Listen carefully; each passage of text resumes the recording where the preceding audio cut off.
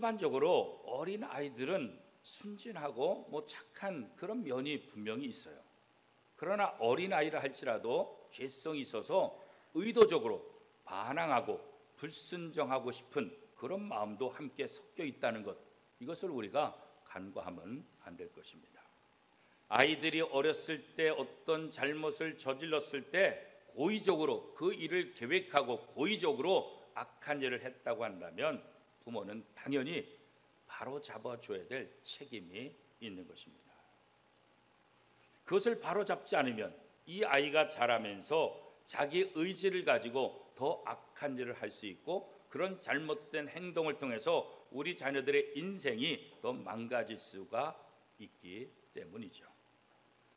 오늘 말씀에도 보면 하나님도 똑같은 입장에서 하나님의 자녀들에게 내가 만일 하나님의 말씀에 순종하지 않으면 저주가 임할 것이다, 이렇게 말씀하고 있어요. 그런데 사람이 하나님의 말씀을 순종하지 않고 그 명령과 규례를 지키지 않는 이유, 그 이유가 무엇인가? 이것도 우리가 한번 생각해 볼 필요가 있지요.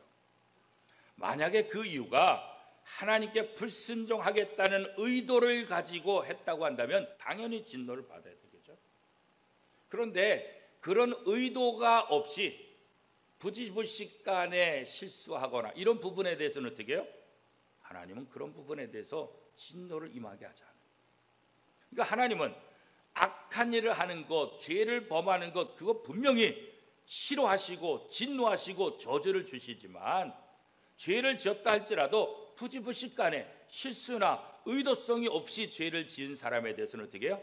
보호하고 용서하시려는 그런 하나님의 선한 마음을 성경을 통해서 우리가 볼 수가 있습니다. 그렇기 때문에 우리는 언제나 하나님의 명령 앞에서 무엇이 나로 하여금 이런 것을 행하게 하는가, 이거 언제나 생각해 봐요. 이 의도가 뭐냐, 이것을 생각해 봐야 된다는 거죠. 2023년 우리가 축복의 삶을 사느냐 저주의 삶을 사느냐, 그건 나하기 나름이에요. 우리가 의지적으로 하나님의 명령과 말씀에 불순종한다면 감당할 수 없는 진노를, 저주를 우리가 받게 될 것이지만, 우리 인생을 변화시키기 위해서 하나님 앞에 나와서 예배하고 내 의지를 가지고 회개하는 삶을 산다고, 그리고 어떤 상황 속에서도 하나님의 말씀에 순종하는 삶을 살게 된다고 한다면 우리는 우리가 상상할 수 없는 놀라운 복, 신명기 28장 1절에서 14절까지 나타난 하나님의 놀라운 복의 주인공이 될 줄로 믿습니다. 이런 하나님이 약속하신 놀라운 복의 주인공으로 하나님을 기쁘시게 하는 멋진 삶을 살 수 있기를 축복합니다.